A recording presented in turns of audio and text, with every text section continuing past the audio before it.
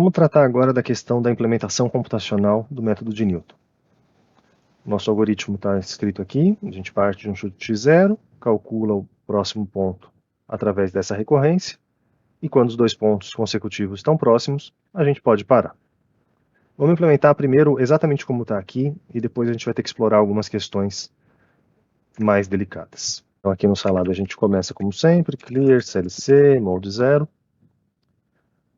A gente vai trabalhar com o mesmo exemplo que eu tinha feito anteriormente para o caso da bissecção, em que a gente estava interessado na taxa de juros, que calcular o zero dessa função, que indicava uma taxa de juros suficientemente alta para a gente alcançar o objetivo de acumular R$1.000. Então eu vou reaproveitar a mesma função do exemplo anterior. A gente tem que fazer um loop para fazer essa sequência. A gente vai partir de um certo ponto x0 e aí calcular o próximo. Então eu vou precisar pedir um valor de x0. Para esse caso eu posso deixar, por exemplo, 0.01. A gente chegou numa resposta que era cerca de 3%, então por aqui está bom. Eu vou ter que usar um loop while, porque eu não sei quantas iterações eu vou fazer. Eu vou continuar repetindo enquanto o meu erro for grande. Então eu vou ter um loop while, que daqui a pouquinho eu vou escrever qual é a condição desse loop while. Aqui dentro eu vou ter um x próximo, eu vou calcular o próximo x em função do x0.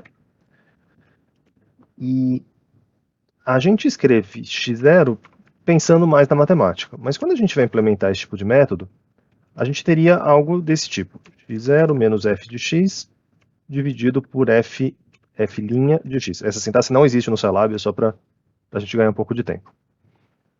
Seria algo desse estilo. Só que x0 aqui em todos os lugares.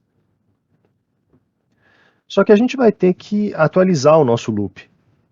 Em algum momento vai ter alguma expressão do tipo: o x0 recebe x próximo. E já que a gente tem que atualizar dessa maneira, esse nome x0 não é tão bem dado, porque na primeira iteração, de fato, x0 vai ser a condição inicial. Mas a gente pode fazer dessa forma, como x atual e x próximo, para x atual, e aqui também seria x atual. E aí o x atual recebe x próximo. Só para não dar confusão, a gente não precisa armazenar os k valores. A gente até poderia, mas a gente não precisa armazenar k valores de x, a gente só precisa de dois, o atual e o próximo, desde que tenha essa atualização, que o próximo vire o atual em algum momento. Ok.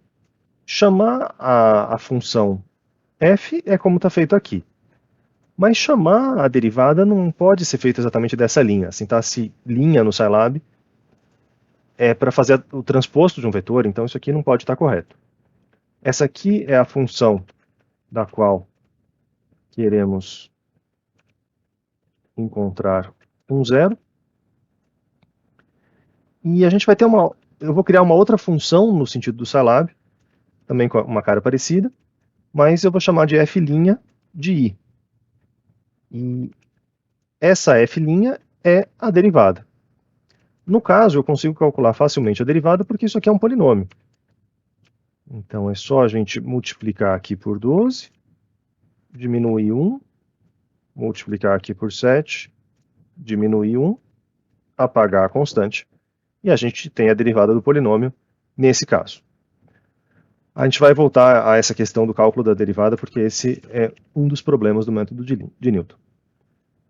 E aí a atualização fica sendo feita dessa forma: x próximo é o x atual menos f dividido por f'. E aí eu vou calcular o meu erro. O meu erro é o módulo do x próximo menos x atual, a diferença entre eles. E é com esse erro que eu vou fazer as atualizações, enquanto o erro for grande, enquanto o erro for maior do que a tolerância. Isso quer dizer que eu preciso inicializar essas variáveis. Eu vou inicializar o erro com qualquer valor grande, pode ser 1. A tolerância, em geral, é um valor pequeno. No caso anterior, a gente começou com 10 a menos 6, depois a gente baixou bastante. Eu vou começar com o mesmo 10 a menos 6. Essa aqui vai ser a nossa condição de parada. Por enquanto, só essa condição de parada. Daqui a pouco a gente vai colocar mais algumas outras. Eu vou colocar um contador que por enquanto não é estritamente necessário, é só para ilustrar. E se a gente faz isso, a gente tem que fazer contador, recebe contador mais 1, só para saber quantas iterações o nosso método está levando. Eu vou tirar esse ponto e vírgula, só para a gente enxergar na tela as iterações acontecendo, não seria estritamente necessário. E aí eu vou colocar uma mensagem final, dizendo a solução é, só que no Scilab a gente tem que fazer um pouquinho ao contrário, né? Primeiro a variável, pelo menos na versão que eu estou usando, a versão 5.5.2, tem que ser nessa ordem. Nas versões mais novas já dá para fazer na ordem mais direta. Esse aqui é um primeiro esboço do método de Newton. Vamos rodar.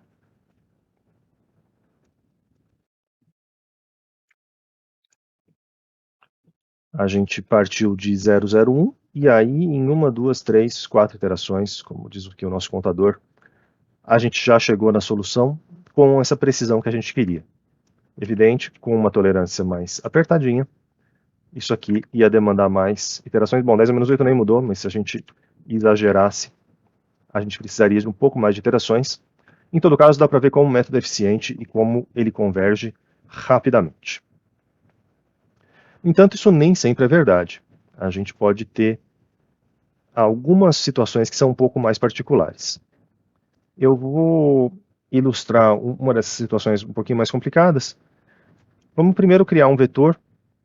Eu vou criar um vetor de menos 4, com incremento de 0,1 até mais 4. E eu vou criar um vetor y, que vai ser x vezes exponencial de menos x ao quadrado. Eu estou usando as operações com ponto, ponto vezes e ponto elevado, para já criar todo o vetor y de uma vez só. E aí eu posso plotar essa função para demonstrar para vocês. Uma função que tem essa cara. A gente percebe que tem para x igual a 0, evidentemente, ela vale 0. Então existe uma raiz aqui. E ela tende a 0 para mais e menos infinito, mas nunca chega. Tende, só que assintoticamente. Vamos tentar aplicar o método de Newton para essa função. Eu vou deixar o gráfico guardadinho e nós vamos alterar a nossa função para esse outro caso. O nosso y agora, eu vou trocar também de y para x, para a gente usar uma notação um pouquinho mais mainstream, para dizer a palavra bonita. E aí a nossa função é x vezes e elevado a menos x quadrado. Aqui eu não estou usando ponto elevado, porque aqui dentro da função vai ser cada valor de x que vai entrar. Então vai entrar 0.01, 0.02, vão entrar valores escalares do x, e esse y que está aqui vai ser um escalar também. É diferente do x e y vetores que eu tinha criado aqui, eles com dimensões vetoriais. Por uma função dessa, a gente consegue calcular analiticamente Meu código não está bem indentado. Se vocês tiverem o mesmo problema, lembrem-se que Ctrl I faz a indentação, Ctrl D faz comentários, Ctrl I faz a indentação. Essa aqui é a expressão da derivada, só aplicar a regra da cadeia e afins. E menos x ao quadrado multiplicado por 1 menos 2 vezes x ao quadrado. A gente tem uma expressão analítica para essa função. Eu vou dar uma relaxadinha na tolerância. E se a gente roda o código desse jeito, lembrando que a gente tem uma solução aqui em x igual a 0, e aí a minha solução é 0, excelente. Se eu chutar um pouquinho mais longe, se eu chutar em 0,5, então se eu chutar em algum lugar por aqui, ele vai descer pela tangente também, sem problemas, ou não. O que será que está acontecendo aqui? Estamos em um loop infinito. Essa função aqui, ela tem ela tem uma inflexão, ela tem esse problema de ir para 0 no infinito, mas nunca chegar. Aqui a gente está só ciclando entre dois valores, mas se eu chutar um pouquinho acima do 0,5, a gente vai vai ter uma sequência que está aumentando até que gerou um erro, porque a gente está se aproximando de uma derivada igual a zero, e a gente vai dividir por essa derivada igual a zero. Esse é um caso que o nosso método está divergindo. Ele está dividindo por zero porque o nosso x está em 27 ponto alguma coisa. Então o nosso x está aumentando sem parar. Se a gente olhar aqui, ele não para de aumentar. A gente já teve 700 iterações. E a gente não pode permitir esse tipo de coisa. Como é que a gente pode deixar o nosso programa um pouco mais robusto? A gente pode encapsular as coisas. Ao invés de ter o próprio código fazendo a função do método de Newton, a gente pode criar uma função que ela vai retornar x estrela, e ela chama método de Newton. E aí ela tem como argumento de entrada um ponto inicial, uma função e uma derivada. End function. E aqui eu estou dando nomes de propósito. Eles têm a mesma interpretação do nosso x atual, do nosso f, do f', mas eu estou dando nomes de propósito, nomes diferentes, porque os nomes dentro da função podem ser outras coisas, e a gente pode ilustrar desta maneira. Eu vou jogar esse pedaço de código que eu tinha escrito, eu vou jogar para dentro da função, e eu vou indentar tudo isso aqui. Então seleciona tudo, Ctrl I, indentou. A minha atualização do x atual vai ser o x0. A inicialização é com o valor que o usuário passar. O erro e a tolerância vão continuar os mesmos. E aí o meu jeito de escrever aqui, ao invés de ser f, vai ser função. E ao invés de ser f', vai ser derivada. E isso é dessa forma um pouquinho mais encapsulada. O que eu vou colocar a mais é uma condição de parada baseada no nosso contador. Então eu vou escrever dessa forma: o erro maior que a tolerância, enquanto o erro for maior do que a tolerância e o contador for menor do que o número máximo de iterações, a gente continua fazendo as contas. E aí eu vou definir isso aqui, esse n máximo, eu posso colocar 100. O método de Newton converge rápido. Se ele não convergiu em 100 iterações, alguma coisa está errada. Esse aqui é o máximo de iterações. E claro, em programas mais sofisticados, essas tolerâncias, esses números máximos de iteração, eles são parâmetros que o usuário mais avançado pode setar, pode ajustar conforme necessário. E aí eu vou fazer esse loop sempre, mas eu posso sair desse loop ou porque a primeira condição não é mais satisfeita, ou seja, eu convergi, ou porque a segunda condição não é mais satisfeita. Então eu vou colocar um if. Se o meu contador for igual ao número máximo, eu só vou chegar aqui quando eu excedi o número máximo de iterações. E aí eu vou colocar uma mensagem, um display, de o método não convergiu, troque o chute inicial, e caso contrário, a gente tem sim a solução, e a gente poderia colocar essa mensagem. Esses DISPs são mensagens que aparecem na tela, mas a nossa função precisa retornar alguma coisa para o usuário. Ela precisa passar um valor de volta.